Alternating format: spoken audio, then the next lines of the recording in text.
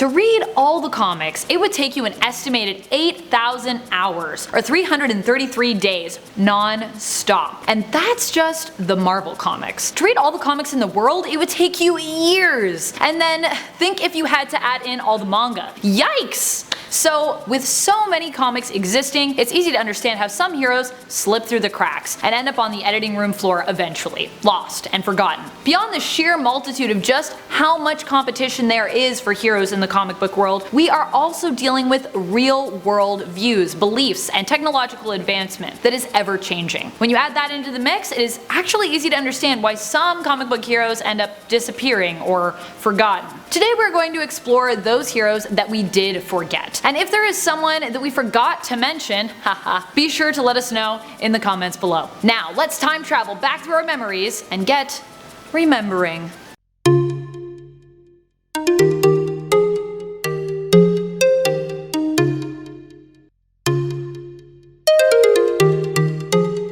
Number 10. SENTRY. Okay.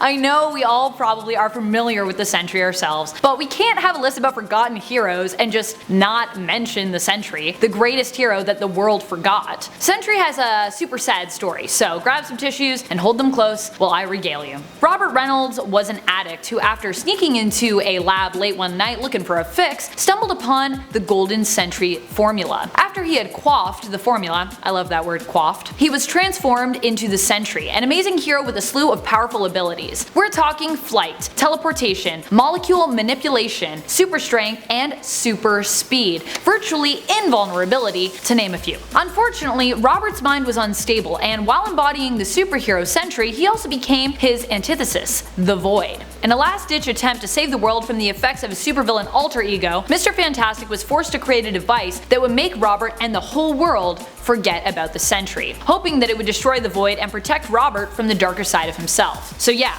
we didn't really forget about him, but everyone in the comics forgot about him. So yeah. Number 9. Green Lama. Introduced in the 1940s, the Green Lama was a hero who embodied the ideals of Buddhism. Oddly enough, sort of like a Buddhist Batman, though his look echoes that of Green Arrow, or even perhaps Green Lantern. In other words, it involves a lot of green, and even a cute little cape. Though interestingly enough, the Green Lama is not a DC hero and not a Marvel one either. He comes to us from Moonstone Books Publishing and was introduced in their Double Detective series, volume number 5. Something unique that he brings is a more Eastern-inspired outlook, which would be even more interesting if he were a genuine character from Tibet, perhaps. Instead, he is a student of Buddhism who studied in Tibet but is from New York. He returned to New York to share his Buddhist beliefs and provide spiritual guidance, but he ultimately decided that the mystical Buddhist powers he had acquired were even more useful fighting crime. When I said he was similar to Batman, I was responding to his crime-fighting beliefs, and that he does not use a gun, believing they would make him just as bad as those who he seeks to defeat. And the fact that he's also super rich. Number 8. Phantom Rider, also known as Knight Rider. No, I'm not talking about that Knight Rider, the classic TV show starring David Hasselhoff, and his high-tech car KITT. Though Michael Knight is a hero too, I suppose. I am talking about Marvel's Knight Rider, aka Phantom Rider, aka Ghost Rider. That's right, this Ghost Rider actually predates Johnny Blaze. Carter Slade, the horse-riding boxing champion of the Wild West, who is the Phantom Rider, would have been known as Ghost Rider as well had they not introduced Johnny after Slade's death in the comics in 1972. Carter Slade was a man who was near death when he was taken in and revived by Native Americans who realized that he was a man destined to fight injustice. They healed him, gave him some magic powder, snazzy white cape, and a white horse. He went on to round up criminals, but met his end sacrificing his life for his brothers, crushed by rubble. His brother Lincoln Slade would eventually adopt his mantle, Phantom Rider. Both have returned in spirit form, but have never been fully resurrected. Number 7. Jill Trent, also known as the Science Sleuth. Jill Trent was a hero based out of the US. She took on criminals and solved mysteries with detective and inventing skills, and the power of science. Science is pretty cool. She also had her friend Daisy to accompany her. Her and Daisy even shared a bed, which makes a lot of people speculate that she could have been one of the first queer heroes to have ever appeared in comics. Jill Trent made her debut in The Fighting Yank Volume 6 in 1943, originally published by Neater Publishing, who has since then ceased operations. I think Jill would be a rad hero to bring back. I would love to see a female, possibly queer scientist take down some criminals. Who wouldn't? Number 6. Forget-Me-Not. Although this X-Men was recently introduced, making his debut in the comics in 2014, you may have already forgotten him. Though, like with the Sentry, that might not be your fault. Forget-Me-Not's abilities is imperceptibility. That is to say, it is almost impossible to remember him, and he is also hard to target. As your mind struggles hard to remember him, that can also leave him sometimes undetectable. His powers are so strong, they even mess with those who also possess telepathic gifts, including Charles Xavier, who basically had to set an hourly psychic alarm to remind himself of Forget-Me-Not's existence, so he wouldn't forget. Now, that's someone who everyone could forget about. Wait, who are we talking about again?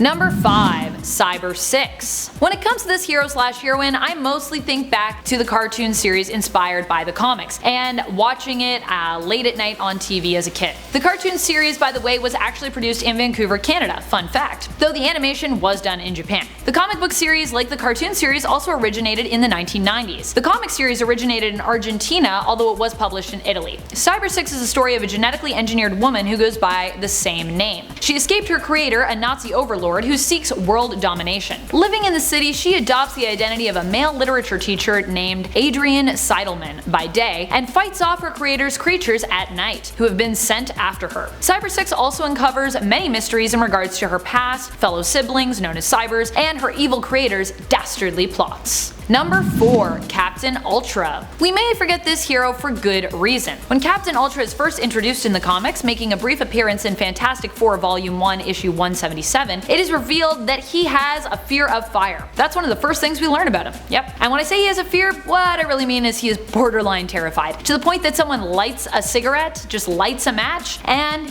he faints. Griffin Goggle, yep, that is Captain Ultra's real life name, is what I like to call a background hero. From his brief stint with the Defenders to the tiniest of appearances in the Civil War II event, Griffin is a hero who never really comes to the forefront in the comics, which is why he is probably one who often remains forgotten. He's also a bit of a knob. When flirting with Hellcat, he gets overly competitive and aggressive with Nova and Jack of Hearts, who he deems as threats to their love. And keep in mind, he's just met her at this point. Later, when Hellcat asks the heroes to stop fighting over her, Captain Ultra instead gets aggressive with her and accuses her of playing the field. Oh boy. Maybe a hero better forgotten. Number 3. Scorpion. Wait, no, not that Scorpion. The other Scorpion. I'm talking about Carmilla Black. If you are not familiar with Carmilla Black, no worries at all. I'm going to give you some facts that will probably cause you to want to track her down, as she is not someone who is often explored in the comics, which is unfortunate because she's pretty awesome. She was genetically created by AIM, but didn't know about this until later, as she was raised by adoptive parents who were also secretly AIM agents. Surprise. Her powers surfaced on her prom night, causing what she calls her stinger arm to accidentally shoot her boyfriend and kill him. As if prom night isn't usually awkward enough, jeez. Her abilities allow her full immunity to most toxins. In fact, she has the ability to absorb toxins and convert them into her own biological weapon, which she can then use to prick her enemies with via her stinger arm. While often being involved in heroic tasks, she has been involved in both good and bad organizations, having worked for both S.H.I.E.L.D. and Hydra. Woo! And fun fact, she even beat Matt Gargan in a fight after he came after her for using his old name. He had the Venom symbiote with him at the time, and her body was able to absorb some of it and create a Neo symbiote, which she used to send Gargan running before the Neo symbiote died, as a result of her body being too toxic for it. Ah. Number 2. AZREAL. Whatever happened to AZREAL? You might remember this controversial hero as Batman. After the events of Nightfall, Bruce Wayne is forced to relinquish his title while taking time to heal after he had his back broken. He entrusts Gotham to AZREAL and asks him to watch over the city and take up the mantle of Batman while he's away. Jean-Paul Valley was trained to be used as a tool by a radical and evil religious group called the Order of Saint Dumas, a group who were once part of the historical Knights Templars. Ooh. And unfortunately, this resulted in him being, well, a little crazy. He regained the city as Batman, taking it back from Bane, and then began a brutal onslaught of vigilante justice. While he didn't kill Bane, he brutalized him and every other criminal he came across, no matter how minor. He actually almost killed the Joker. It was his lack of restraint and madness that ended up leading to his downfall as Batman. And when Bruce returned, the two ended up having to battle over the title of Batman. Jean-Paul was reluctant to give it up. Once forced to give it up by Bruce, who won the fight, he wandered homeless and crazy for a while. He He ended up defeating the Order of Saint Dumas eventually, whom he realized were his enemies, but after that he basically just became Bruce's and the Bat family's assistant, helping him whenever he was called upon and acting on Bruce's every order. He died and was briefly resurrected as a Black Lantern, but it would be nice to see a real return of AZREAL in the comics. Maybe a story where he tries to find and follow his own path? Number 1. Stardust, the Super Wizard, one of the oldest superheroes on our list. Stardust, the Super Wizard, comes to us from the Fantastic Comics collection. He debuted in issue number 1 in 1939. The series was published by Fox Feature Syndicate, and each issue had a collection of short heroic stories. While you may remember the main hero, Samson, Stardust is one of the others that have fallen by the wayside. Probably one of the first cosmic heroes. Stardust is often seen flying around outer space trying to bust criminal space wizards. Yeah, apparently criminal space wizards were a thing back in the 1930s. His comics are a combo of sci-fi and superheroics, as he fights criminals with his astounding number of different rays. He's a wizard with a ray for every different occasion. Boomerang ray, transporting ray, reducing ray, all the rays. And beams sometimes too. Sometimes he uses beams. If you weren't aware of the Fantastic Comics collections, you should check them out. There is even a sort of female superhero snuck in one of the issues. I say sort of because she wasn't really given a title, but her name is Alice, and she is both the romantic partner and adventure partner of Richard, the Golden Knight, who is also featured in the series. Guess she's kinda more like a sidekick. Thanks for watching, Nerd Squad. I hope this list reminded you of some of the heroes you'd forgotten, or helped you, maybe find some new ones that you never knew existed. If you have a favorite forgotten hero that we did not mention in this list, be sure to share it with us in the comments below. I love hearing your thoughts and finding new series to add to my reading list. And while you are on your way down to the comments section, be sure to tap that like, give this list a share, subscribe, and turn on that bell notification. Ding ding. This has been Top 10 Nerd, and I'm your host Amanda McKnight, reminding you till next time to stay nerdy, YouTube.